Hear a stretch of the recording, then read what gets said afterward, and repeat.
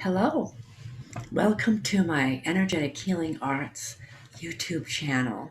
My name is Sue Hunt, and today I want to be talking a little bit about our third chakra.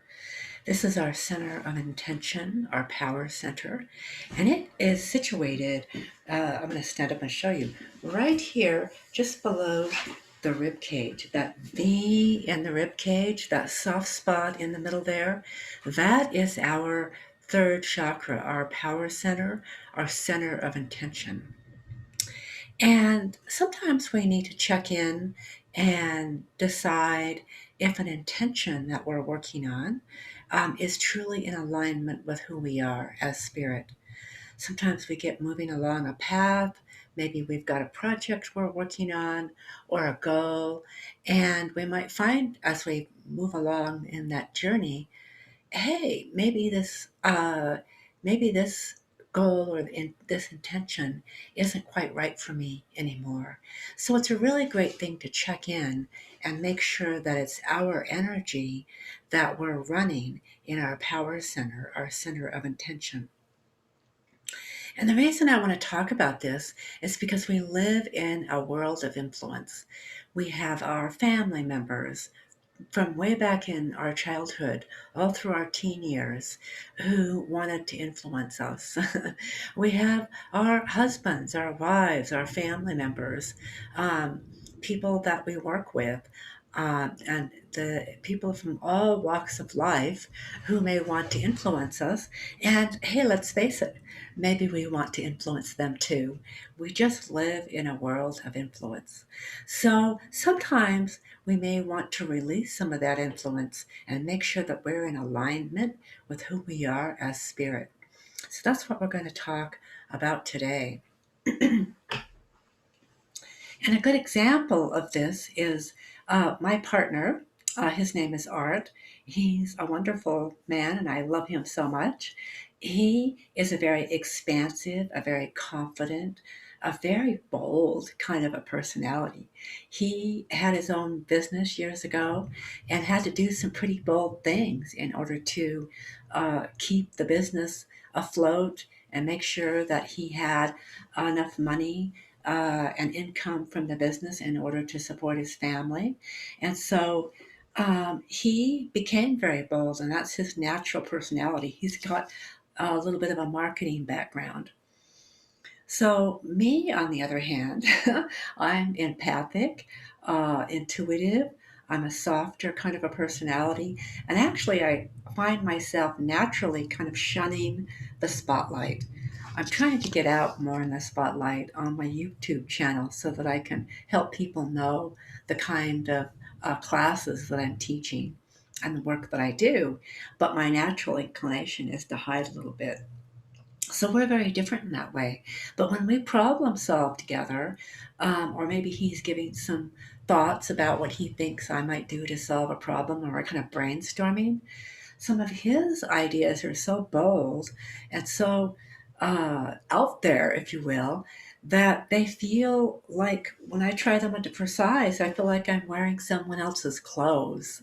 And actually, when I try those on ideas on for size, and if I were to go ahead and embrace them and move forward with them, I would be like I was trying on someone's clothes because I would be wearing his energy because that's not who I am. But the wonderful thing about our relationship is that when we have these brainstorming or these conversations where we're getting into our creative energy, is that he helps me expand a little bit.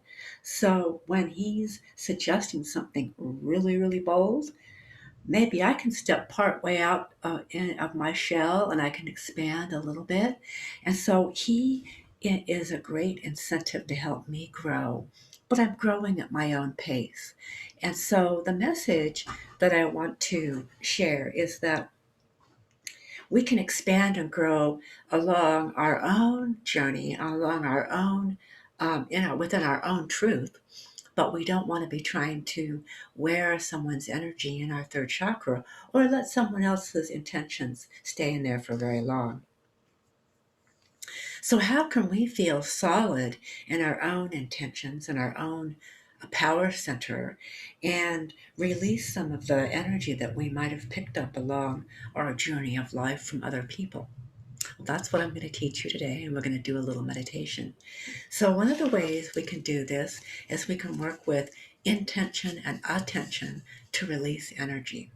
So, we're going to do a little exercise today, and I'm going to talk about it, and then I'm going to walk you through it. So, I like to use a rose flower for a lot of the teaching that I do, and I'm going to invite you in just a moment to use the image in your mind's eye, an image of a rose, or we could really use any flower or any kind of a image, to hover it around my third chakra, that soft spot in between the rib cage. And I'm going to have an intention that this what this rose image that I'm focusing my attention on is going to release other people's energy from my power center. Any energy that might make me feel a little controlled or overwhelmed, or like someone feels that I should take a certain pathway or make a certain decision, I can release that into this image.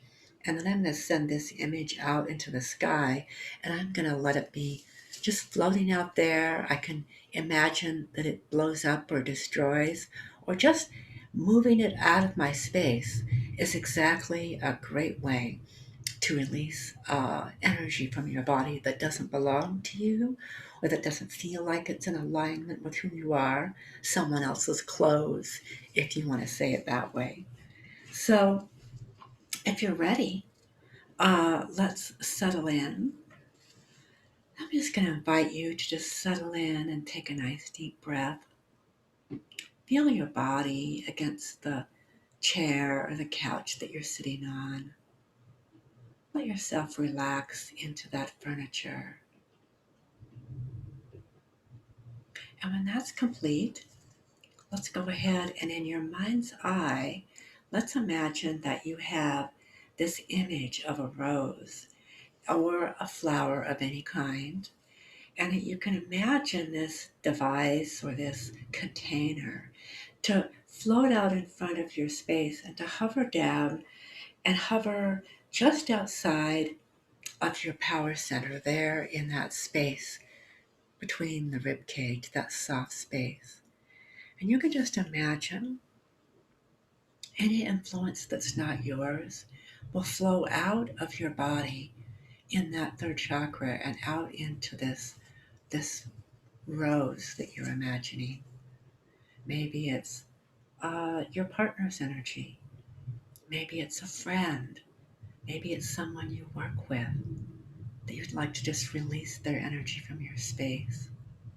Maybe it's from childhood, parents, teachers, other family members who might have wanted to influence you in some way that felt a little like it was too much. We don't have to have this energy in our space any longer because it can make us feel small. This kind of energy, someone else's influence, can make us feel like maybe we need to have someone else help us where with the direction we want to go in our life. And that's simply not true. It can create patterns, and those patterns we can release. So just let that flower or that container that you have right hovering over your third chakra, your power center, center of intention, gather up all those people's energy from your past, from your current life, from anywhere that you're ready to release it from, any timeline in your history. And I'll just give you a moment. You might imagine a color of energies coming out, or you might imagine the movement, or you might not imagine anything. You might just intend, work with your own intention, and imagine that that energy flows out. And when that's complete, go ahead and let this rose or this container float out of the room, far away. Let it float through the wall or through the window, out into the sky, and let it blow up, dissolve, start on fire, explode into confetti, so that it's released back to the earth, released back to the people that you know or the people of your life who wanted to influence you. And notice how that feels. Like you're lined up with your own truth. Our crown chakra is at the top of our head, and it holds our own truth. And we can be underneath that space so that we can connect with our own being, our own spirit, to make decisions, to move ourselves forward in life in the direction that brings us the most joy and expansion. You can open your eyes and come back to the room. My website, www.energetichealingarts.com, Facebook on Create Possibility, Instagram, energetic.healing.arts, and here's my